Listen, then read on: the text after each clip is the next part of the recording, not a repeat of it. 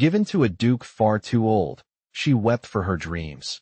But on wedding night, his first gift stunned her. Hello everyone. Before we begin today's story, I have a small favor to ask. Please hit subscribe and turn on the notification bell so you never miss our channel's new videos. It's quick, free, and the best way to support us in bringing you more dramatic stories. Your support means the world to us. Where are you watching from? Drop your city or country in the comments below.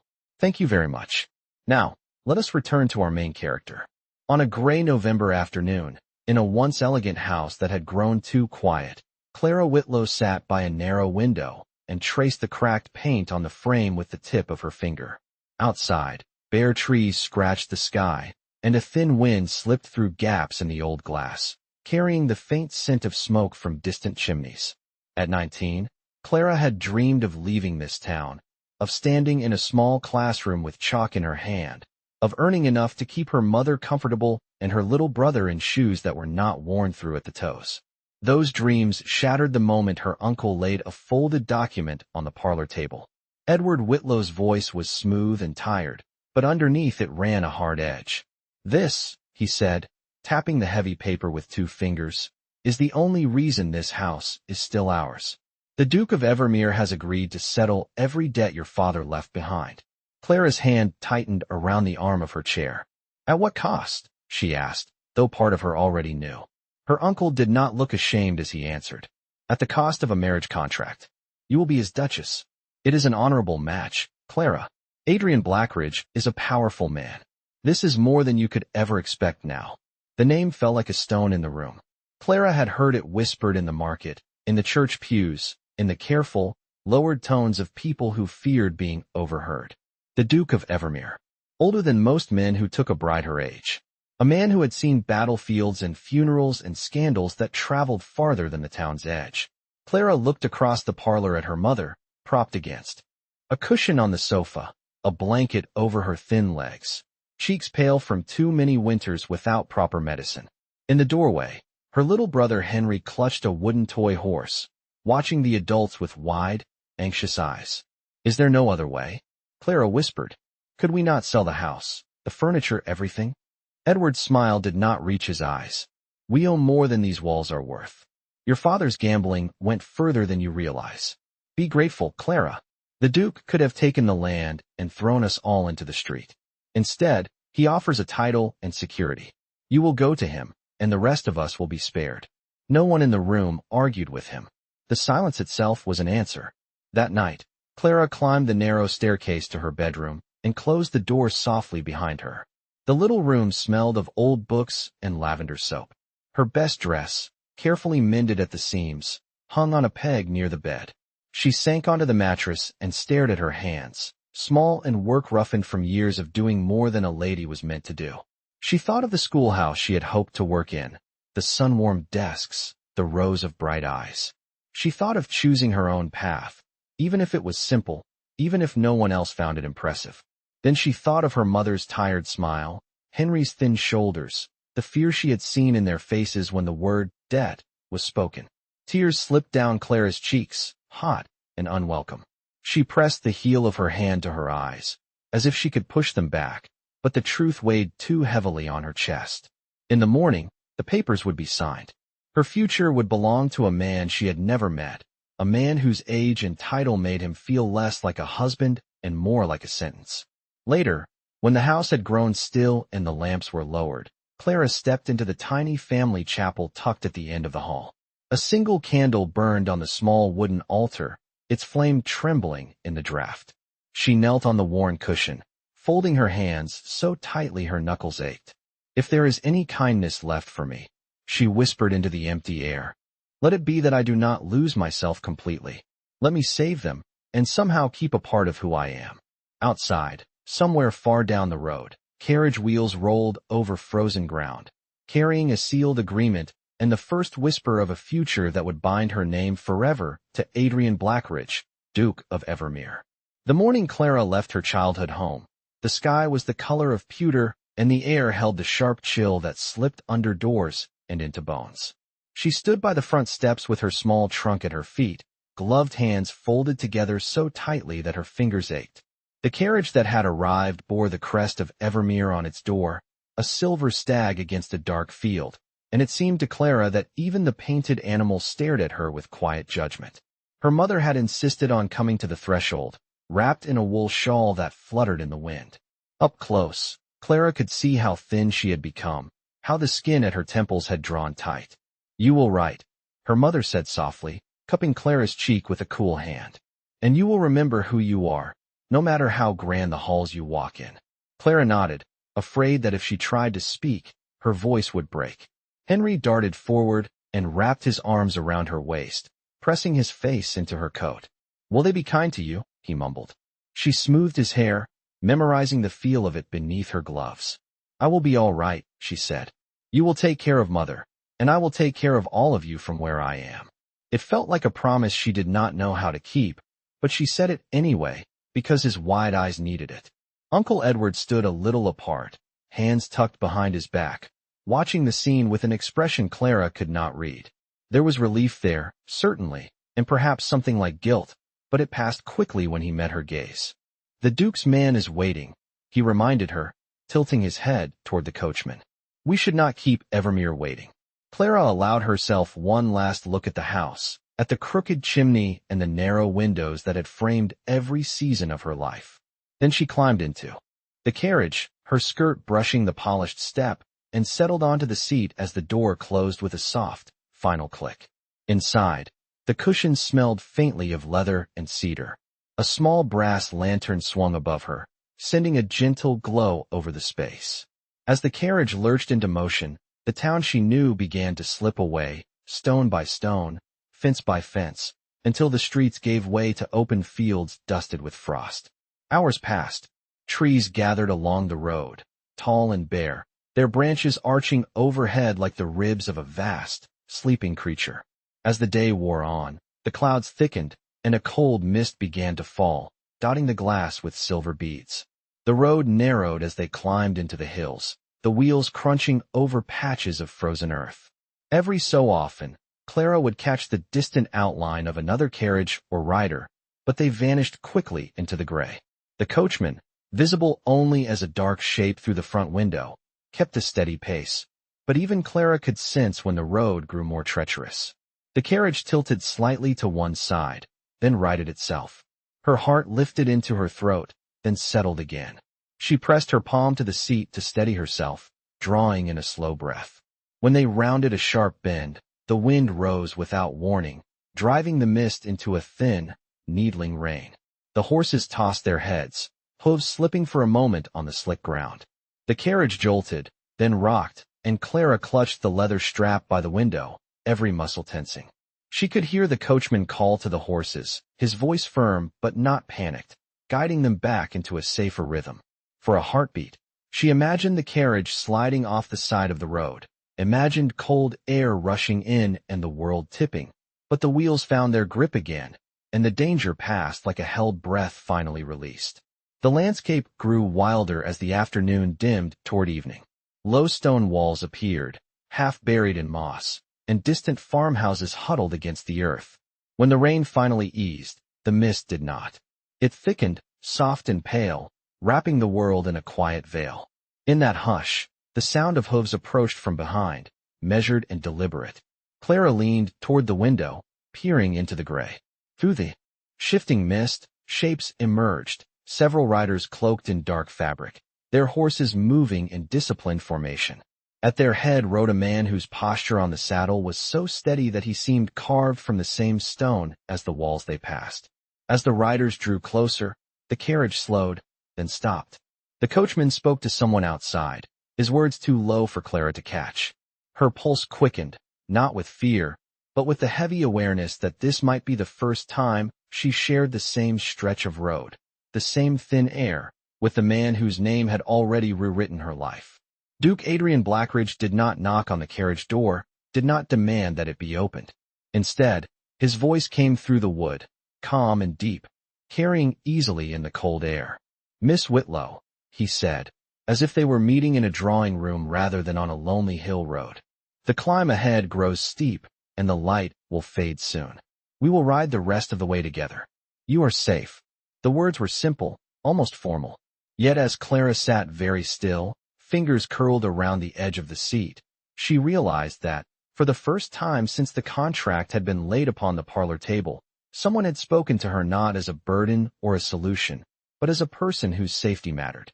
For a moment after the Duke spoke, the world outside the carriage was so quiet that Clara could hear her own breathing, shallow and careful. She almost expected the door to swing open, expected to be summoned out into the cold mist to stand before the man whose name was now bound to hers.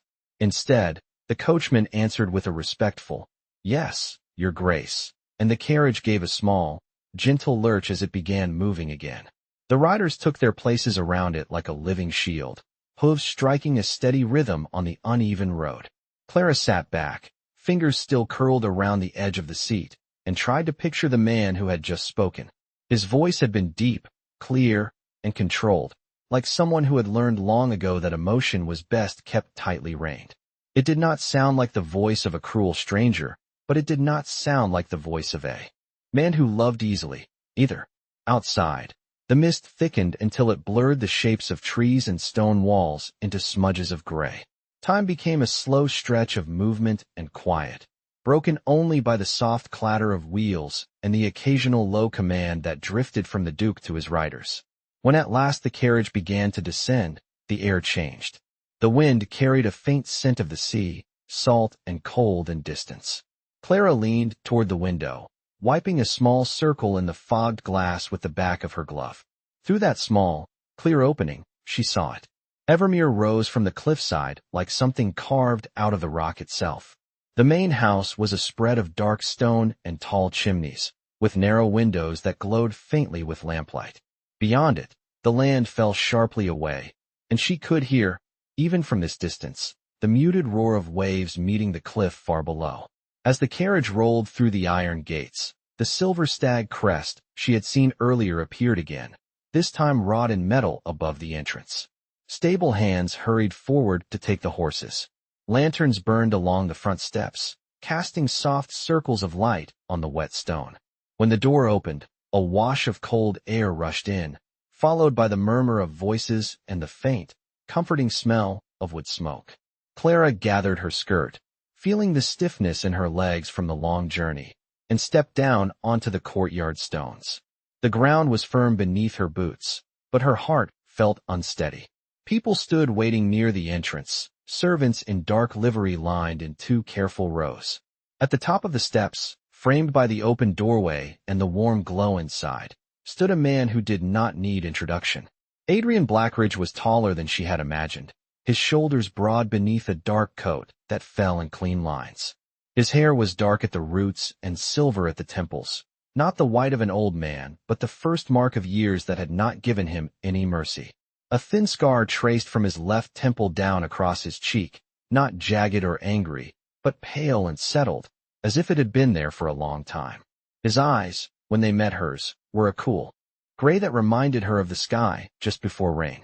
He descended the steps without hurry, each movement precise, his expression unreadable. When he stopped before her, the courtyard fell silent. "Miss Whitlow," he said, inclining his head in a gesture of respect that might have surprised her if she had not already been too overwhelmed to react to anything. "Welcome to Evermeir." Up close, Clara could see that there was weariness in the set of his mouth, something like the echo of many nights with too little sleep. Yet there was no disdain in his gaze, no open impatience, only an assessing calm, as if he were trying to measure not just the woman standing in front of him, but the weight of what both of them were about to carry. "Your Grace," she answered, the title catching for a moment on the back of her tongue. "Thank you for receiving me." The corner of his mouth twitched, not quite into a smile, but into something that suggested he heard the effort in her voice. He offered his arm. "You have had a long journey. There will be time for formalities tomorrow. For now, you will be shown to your rooms, and a meal will be sent up.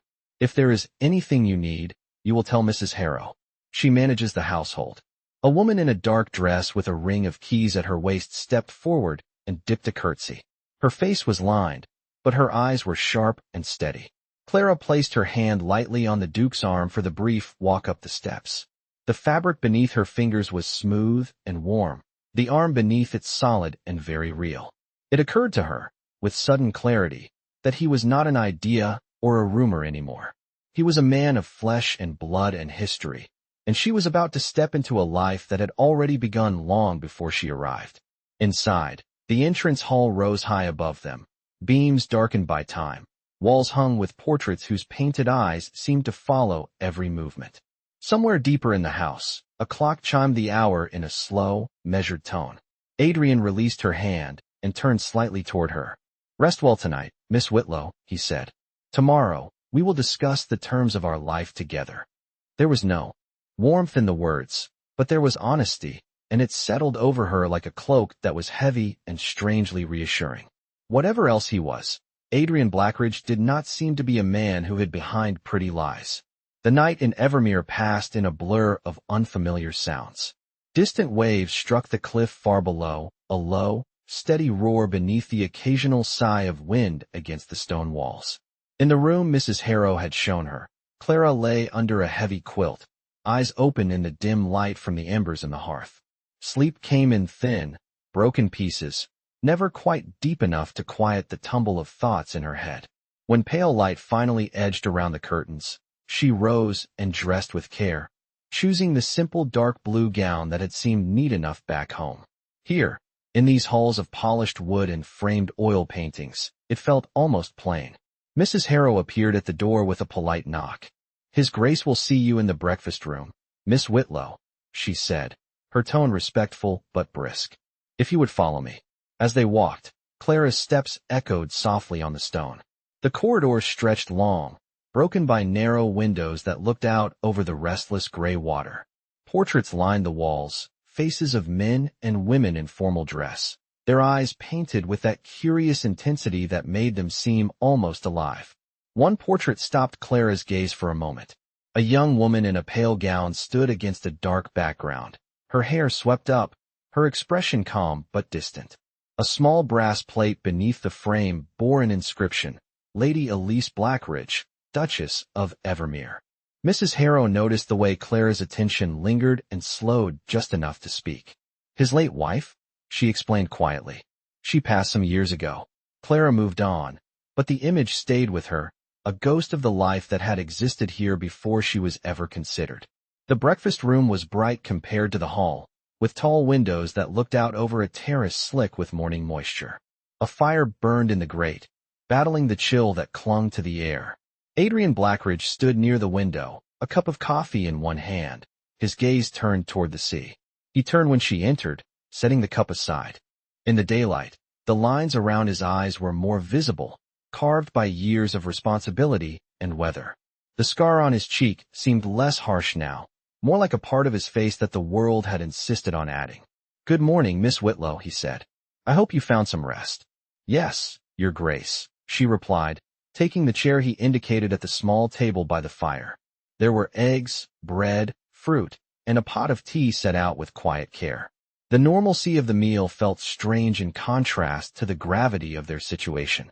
For a few minutes they ate in a silence that was not exactly uncomfortable, but thick with unspoken questions. It was Adrian who set down his fork first and folded his hands on the table, his gaze steady. "There are matters we must clarify before the ceremony," he said. "You have been brought here under difficult circumstances, and I would not have you step further into this life without understanding its terms as clearly as possible." Clara's heart beat faster. She placed her cup carefully in its saucer and met his eyes. "I understand that my family's debts are to be cleared," she said, "in exchange for my becoming your wife." "That is the simplest way to put it," he agreed. "Your uncle approached my solicitor with a situation that was, frankly, precarious. Your father's debts were tied to land that borders my own.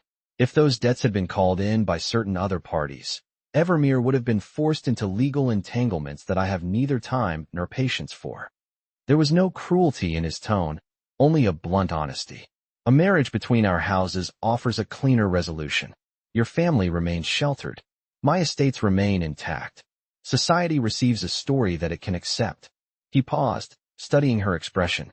"I am aware of the gap in our ages, Miss Whitlow. I am not blind." A faint color touched Clara's cheeks, though she kept her voice even. "I did not think you would be," she said. For the first time, the corner of his mouth lifted, the beginning of something that might, in another man, become a smile. I have no desire to pretend this is a romance from a storybook, he continued. I have lived long enough to know better. What I can promise you is this. You will not be treated as a servant, nor as a decoration. You will be the Duchess of Evermeir in truth. Your mother and brother will be cared for. Their needs will be met promptly and without condition. The words landed in her chest with unexpected weight. And in return, she asked. He held her gaze, the gray of his eyes steady.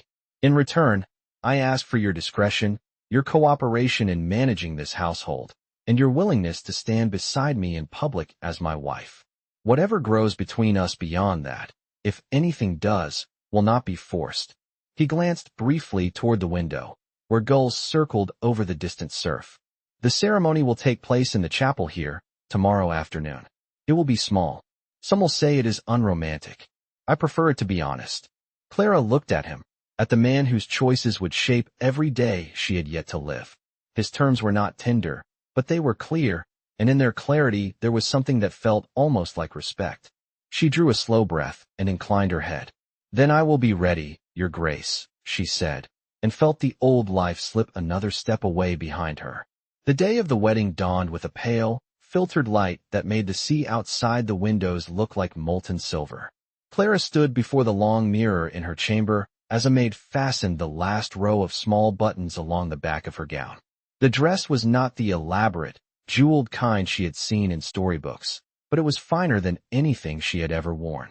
Soft ivory fabric fell in clean lines from her waist. The bodice shaped to her frame without being overly tight, the sleeves fitted and ending in a narrow band of lace at her wrists.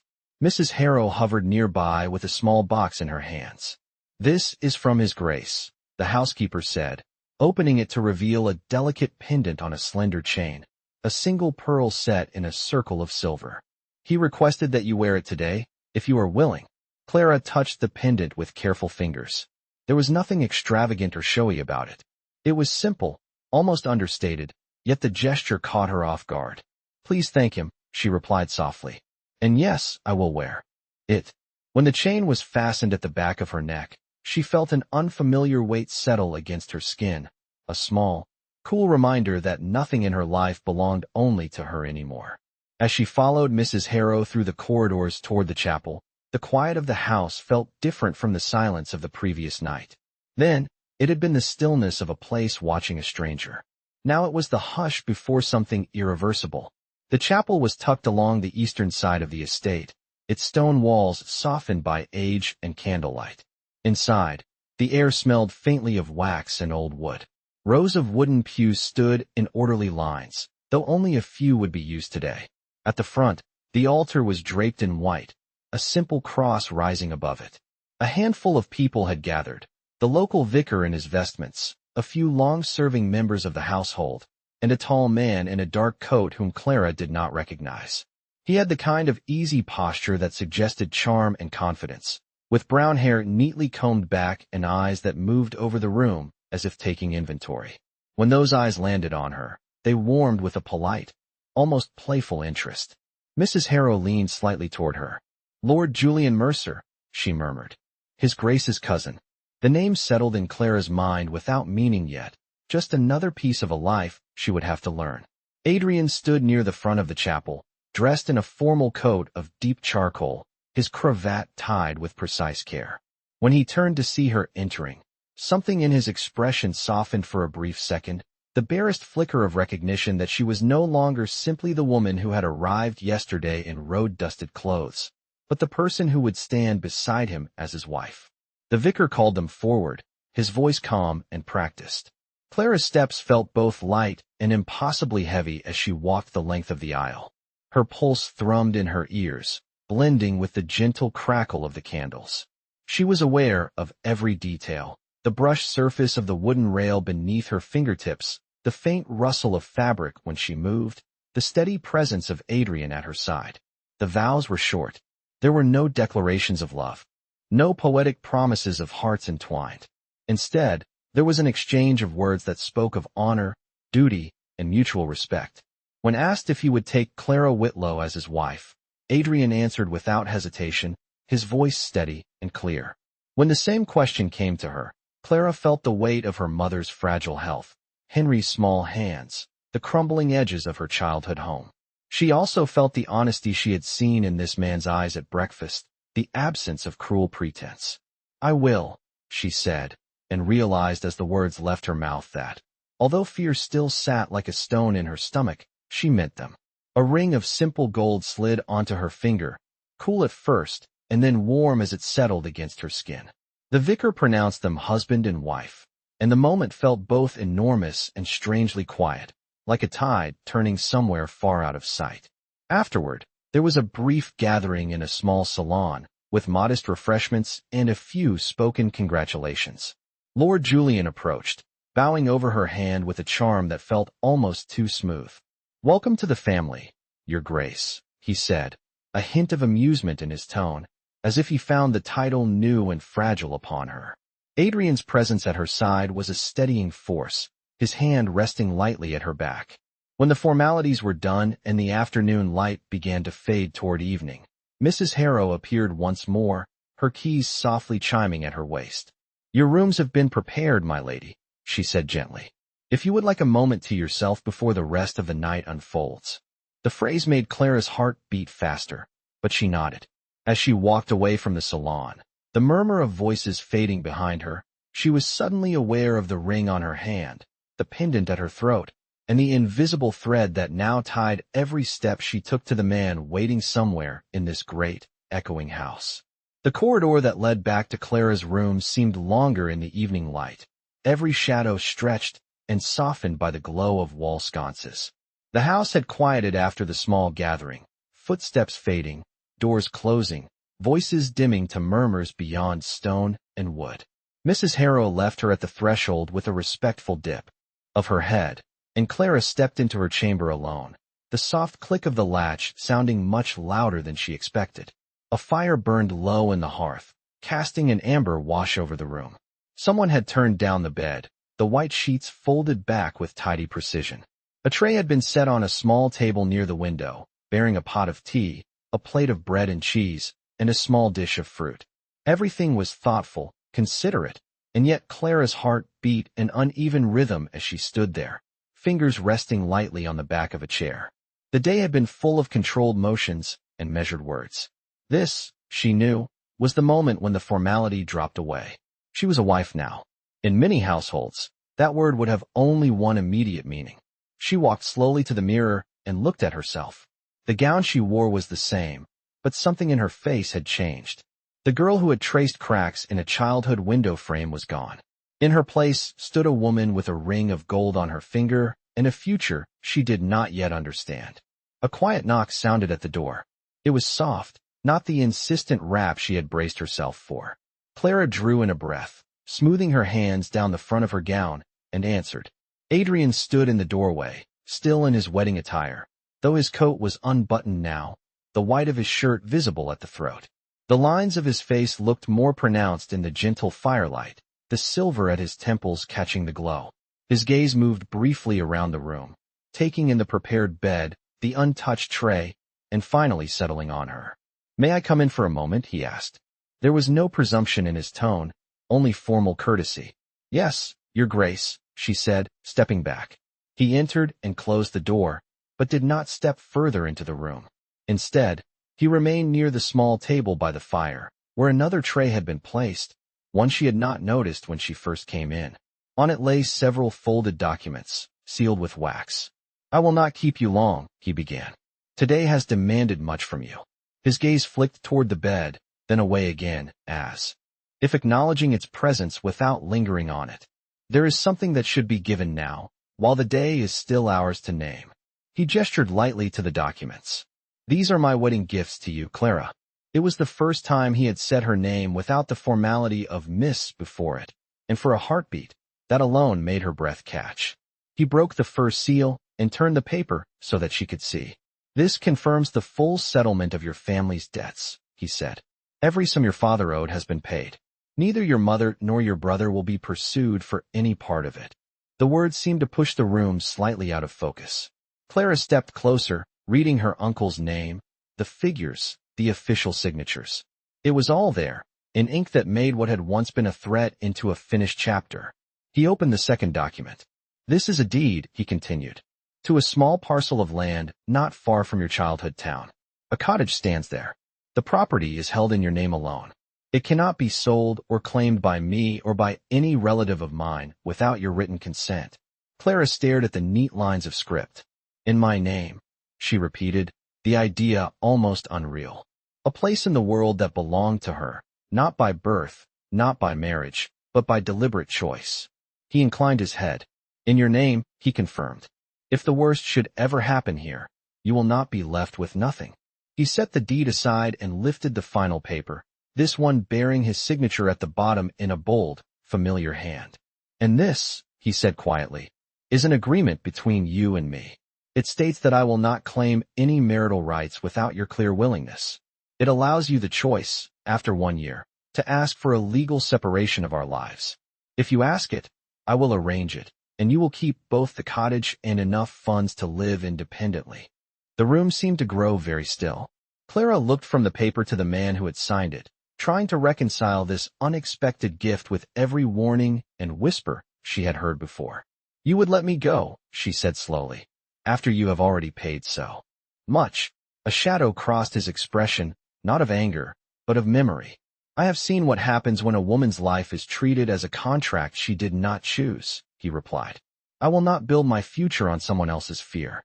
I ask that you give this life a fair chance. But if, after a year, you find that it feels like a cage, I will not keep you in it." He set the paper down and straightened. "You may read them all as carefully as you wish. There is no need to decide anything tonight." He took a small step back toward the door. "As for this evening, you have nothing to fear from me. I will sleep in my own rooms. You may rest without expectation." For the first time since she had learned of the marriage, Clara felt something inside her loosen, a knot she had not even fully realized she had been holding.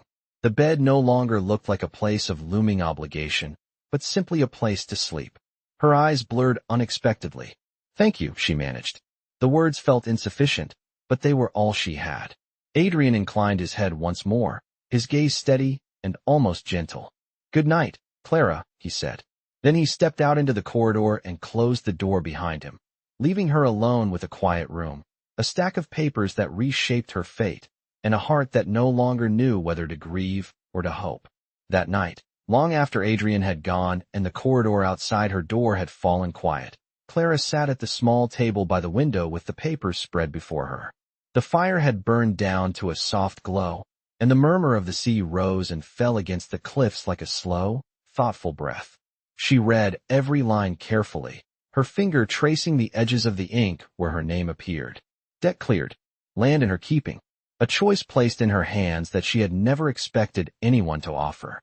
When she finally lay down, the bed felt less like an altar and more like a shelter. For the first time since her uncle had laid the contract on the parlor table, sleep came without the sharp taste of dread. Days at Evermeir soon settled into a rhythm, though not one that felt entirely familiar. In the mornings, Mrs. Harrow walked her through the practical order of the household, keys clicking softly at the housekeeper's belt as they moved from kitchen to laundry to storerooms. Clara watched and listened, asking questions when she did not understand, making notes in a small leather book Adrian had sent up to her with no explanation other than a simple card that read, "For your use." She learned the names of the gardeners and the stable hands, of the maids who had dusted these halls long before she arrived. At first, some of them looked at her with careful curiosity, their expressions politely blank. A few weeks later, those same faces began to soften when she remembered a birthday or asked after a family illness in the village. On one windy afternoon, she stood with Mrs. Harrow at a tall window that overlooked the tenants' cottages scattered along the lower fields. Dark clouds had gathered over the water, pushing inland with a determined force. "If the stream rises again, it will flood the path to the school," Mrs. Harrow remarked. It was said as a practical observation, but Clara heard something more in it. "Has that happened before?" Clara asked. "Twice that I recall," the housekeeper answered. "It makes it difficult for the children to reach the lessons, and for supplies to be brought in." The thought unsettled Clara. She had wanted to be a teacher once. The idea of a path to a school being cut off made her chest tighten. That evening, At dinner in the smaller dining room where they usually ate when there were no guests, Clara spoke of it. Adrian listened as he always did, with his attention fully upon her when she spoke, even if his face gave little away. If the path floods often, she said, could we not have a footbridge built, something raised and steady? It would not need to be grand. He set down his fork and considered this, fingers resting lightly against the stem of his glass. The land there is soft, he said. A bridge would require more work than it seems. But it is not impossible. A pause, then a slight incline of his head. Draw what you have in mind, or have Mrs. Harrow show you the old plans for the tenants' road. We will see what can be done. The word we stayed with her long after the conversation ended, a small, unexpected warmth. Not you and your fanciful ideas, but we. Not long after, the storm that had been gathering over the sea finally broke. Rain swept in thick sheets against the windows, and wind rattled the chimneys. The next morning, the air smelled of wet earth and salt. From the terrace, Clara could see that the stream below had swollen, muddy water rushing over its banks. The path will be useless today, Mrs. Harrow said, standing beside her. The schoolmaster walks from the far side. He may have trouble reaching the village. Before Clara had fully thought it through, she said, then someone should see if he is safe. The housekeeper gave her a look that weighed concern against propriety. I suppose a rider could be sent, she began, but another voice answered from behind them. A rider will be sent, Adrian said. He had come out onto the terrace without either of them hearing. He wore a dark coat against the chill, his hair slightly tousled by the damp air. His gaze followed the line of the flooded path. And I will go with him. His eyes shifted to Clara. If you wish to see the state of the village for yourself, you may come, but you must stay close. The ground will be treacherous. The idea of leaving the safety of the house so soon after such heavy rain sent a small shiver of apprehension through her, but the chance to see the lives that depended on Evermeir tugged harder. I will be careful, she said. An hour later, she found herself on the back of a calm, sturdy mare, riding beside Adrian down the slope toward the lower fields. The sky was a restless patchwork of gray, but the worst of the storm had passed. The horses picked their way along the edge of the swollen stream, hooves leaving deep marks in the softened ground. Once, the mare's foot slid slightly, and Clara's breath caught, but Adrian was already there, his own horse close, voice low and steady. Easy, he said, more to her than to the animal. Do not look at the water. Look at where you want to go. She did as he said, focusing on the drier patch of ground ahead, and the mare steadied beneath her. It was a small moment, but something in it settled in her chest. He did not reach for her reins, did not take control from her. He simply guided, trusted her to find her seat again. By the time they reached the village, the schoolmaster was already there, trousers damp to the knee, smiling ruefully at the state of the path. Children waved from cottage doors when they saw Adrian, then peered shyly at Clara when they realized there was someone new at his side. As she spoke with them, listening to their worries about wet shoes and washed-out footpaths, she felt Adrian's gaze on her, measuring not whether she could recite the correct manners of a duchess, but whether her concern for these people was real. Later, as they rode back up the hill, Clara glanced at him. The wind pressed his coat close to his frame, and lines of concentration marked his brow. You were right, he said at last, nodding toward the flooded stream. The bridge will not be a luxury. It will be a necessity. The word right from his mouth felt like another gift, quieter than the deed to the cottage, but precious in its own way. Somewhere behind them, at an upstairs window in Evermeir, Lord Julian watched the returning riders with narrowed eyes, his expression thoughtful in a way that did not match the easy charm he wore in company. The balance of the house, he knew, was beginning to shift, and he was not yet certain whether that would serve him or cost him everything. In the weeks that followed their ride to the village, Evermeir shifted in ways so subtle that Clara might have missed them if she had not been looking closely.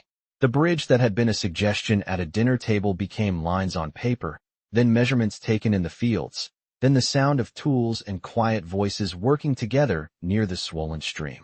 Tenants began to greet her with a small nod that felt less like curiosity and more like recognition. She rode off into her mother, sending news of the plans for the bridge, of the cottage that now existed on paper as hers alone, of how the sea looked when the sun finally broke through the clouds after a string of gray days. Letters came back in a careful hand, full of gratitude and relief.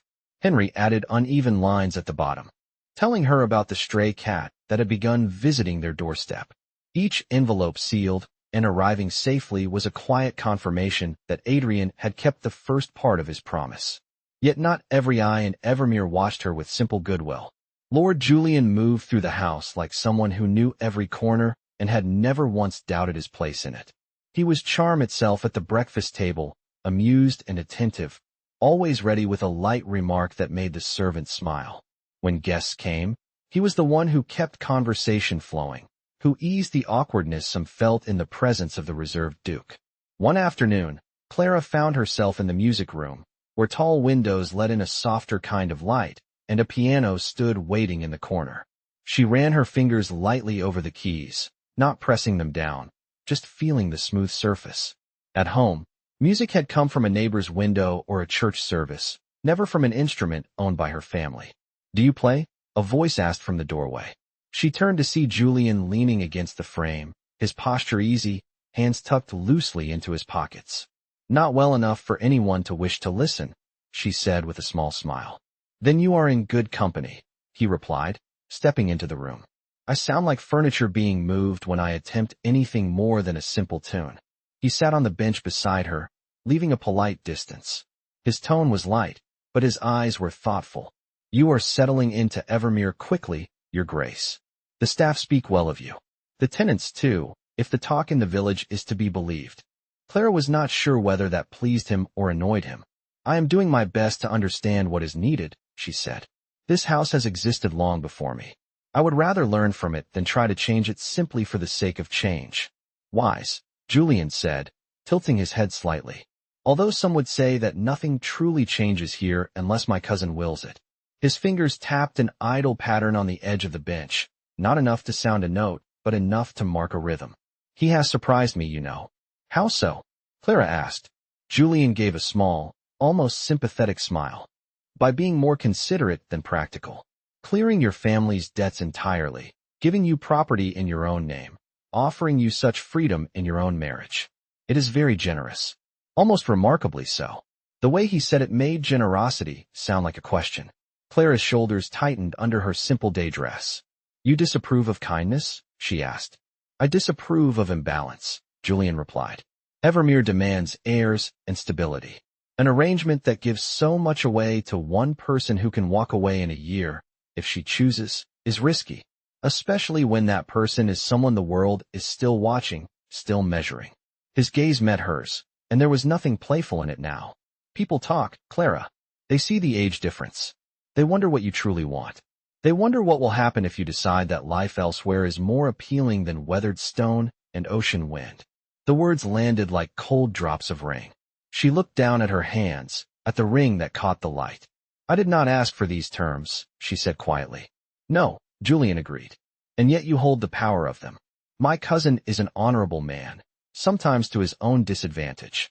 I would hate to see him wounded by a miscalculation of the heart." He rose, smoothing an imaginary crease from his sleeve. "Forgive me. I speak too plainly. It is a family failing." He left her with a courteous bow, his footsteps fading down the corridor.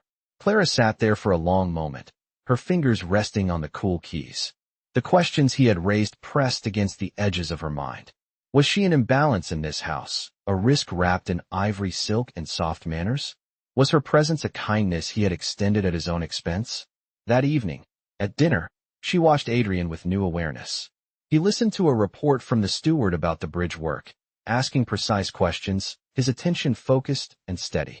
When he turned to her and asked for her thoughts on where the path should meet the schoolyard, he did so without any sign that he doubted her commitment to Evermeir. His trust in her opinions was not loud, but it was consistent. As she answered, describing what she had seen in the village, she felt Julian's gaze from the far end of the table, weighing her. Words against a scale she could not see. It was then that she realized the true nature of the quiet unease she had begun to sense. The house was no longer simply stone and portraits in history. It had become a balance point between two versions of the future, one where she stayed and helped build something lasting with the man who had given her a choice, and one where she left, taking her independence with her and leaving questions in her wake. Somewhere between those futures, someone was already deciding which outcome would best serve his own plans. The first true crack in the calm came on a morning that began as quietly as any other. Clara had gone to the library to return a book on estate management that Adrian had pressed into her hands, saying only, "You may find this useful," as if it were nothing more than another tool.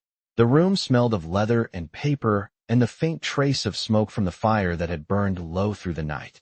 She paused near the doorway when she heard voices inside, low but clear in the stillness. "She is charming," a man said. It was not Adrian. It was one of the visiting landowners who had arrived the previous evening, a neighbor whose name Clara had only half remembered. Young, gracious, thoughtful. "I admit, I did not expect as much." "Nor did I," Julian's familiar tone replied. There was an edge beneath his lightness that made Clara's hand tighten around the spine of the book. "She has adapted more quickly than most would in her place. The staff adore her. The tenants trust her. It is very fortunate for my cousin." "Fortunate indeed," the other man agreed. "Although some might say dangerous. A woman who holds such affection could hold power as well." Julian gave a soft laugh. "Power she may not even realize she possesses. A deed in her own name. Terms so generous that she could, if she wished, walk away with her independence intact. Hearts are fickle things. If she were to tire of wind and stone and a husband whose hair carries more silver each year, she could leave with almost no consequence to herself." The words settled like frost along Clara's skin. The other man sounded uneasy. "You do not believe she would do such a thing?" Julian paused just long enough for the silence itself to answer. "I believe," he said slowly, "that people often do not know what they are capable of until the path is laid out before them. My cousin has given her a path that leads both into Evermeir and away from it. I simply hope he remembers that generosity does not always bring security." Clara stepped back from the doorway before either man could emerge and see her. She retreated down the corridor, the book pressed against her chest, the polished floor blurring slightly beneath her gaze. By the time she reached her own sitting room, her thoughts were a tangle of gratitude, guilt, and an old, stubborn fear. Was that how others saw her? As a possible risk wrapped in politeness and careful smiles? That evening, Adrian sent word that he wished to speak with her in his study. The message itself was simple, carried by a footman who kept his eyes respectfully averted, but it made her heart stir with a mix of apprehension and something quieter, something that felt almost like anticipation. The study was a warm, ordered space, with shelves lining the walls and a large desk near the window. Lamps cast a steady glow over maps, ledgers, and stacks of correspondence.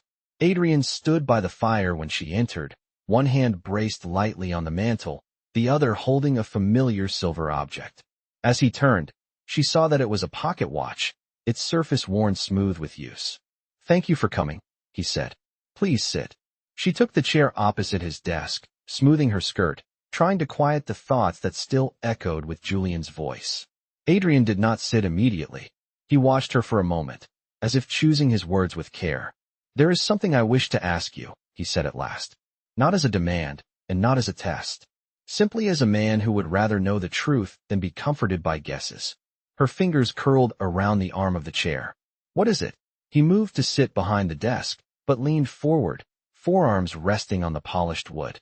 The watch lay between them, its chain coiled like a small, gleaming thread. "Since our agreement was drawn, I have tried very carefully not to press you," he said. "I gave you terms that would allow you to leave this house if, after time, you found that life here did not suit you. I have no intention of withdrawing that offer. But I must know, Clara, do you think of it? Do you imagine that other life often?" The question was so direct that it took her breath for a moment. She looked down at her hands, at the simple ring on her finger, and then up at him again. His face was calm, but his eyes were not. There was a tightness there, a shadow of something vulnerable that he did not bother to hide. "When I first arrived," she said slowly, "I thought of it every night. The cottage, the small life I might make for myself, where no one expected anything of me beyond what I chose to give. It felt like a door that was not locked against me." She drew in a steadying breath. "Now I still think of it, but not as an escape. More as a reminder that I am here because you allowed me to choose, even if the choice was wrapped in circumstances neither of us created." His shoulders eased by a fraction, though he did not look away. "And do you regret coming to Evermeir?" he asked. This time there was no hesitation in her answer. "No," she said. "I do not regret it. I am confused, and I am afraid of what I do not yet understand about myself and about you. But I do not regret being here." The quiet that followed was different from the silences they had shared before. It was not empty. It was full, like the air before rain. Adrian reached for the watch, turning it over in his hands. "This belonged to my father," he said. "I carried it into every battle, into every negotiation, into the first marriage I nearly ruined by believing that duty alone was enough to build a life upon. I held it the night Elise died, and thought that perhaps the fault belonged entirely to me." He set the watch down again, the metal making a soft sound against the wood. "I do not wish to repeat that mistake with you. I will not build a life with you on silence and obligation. If the time comes when you wish to stay, I hope you will say so with the same honesty you would use if you wish to go." Clara felt something in her chest loosen, the knot that Julian's words had tied beginning to unwind. She leaned forward slightly, her hands resting on the edge of the desk, mirroring his posture without meaning to. "Then you must promise me something as well," she said quietly. "If you fear that you are giving too much, or that I am taking more than I should, you will tell me. Not through contracts or distant decisions, but here, like this." For a heartbeat, his expression broke into something that was almost a smile, touched with sadness and relief. "I can promise that," he said. His hand moved, as if to reach for hers, then stopped, hovering just above the glossy surface of the desk. Clara closed the distance, laying her fingers lightly over his. The contact was simple, no more than the weight of her hand resting on his, but it felt like the most honest vow they had made yet. In that small point of warmth between them, surrounded by old books and the steady crackle of the fire, two lives that had once been bound by necessity began, quietly, to choose each other.